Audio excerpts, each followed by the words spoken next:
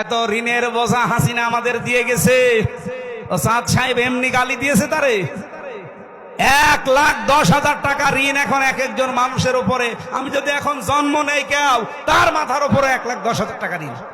কি নিয়ে গেছে চিন্তা করতে পারেন? 42,000 কোটি টাকা শুধু পাচার করেছে প্রতি বছরে। এই নাটোরের পরে পাবনা, এই পাবনা রূপপুর থেকে ওনার বোন রেহেনা 76,000 কোটি টাকা মারিং কাটিং করেছে। একটা প্রকল্প থেকে যদি এই হয়, বাকিগুলো থেকে আপনি হিসাব করতে পারেন? আমার দেশ পত্রিকার রিপোর্ট, যাওয়ার দিন শুধুমাত্র 14টা ব্রিফকেস নিয়ে গেছে, কারোর সাথে কোনো কথা বলেনি। পাইলটকে বলেছে ব্রিফকেস গুলো উঠেছে, বলছে হ্যাঁ চলো।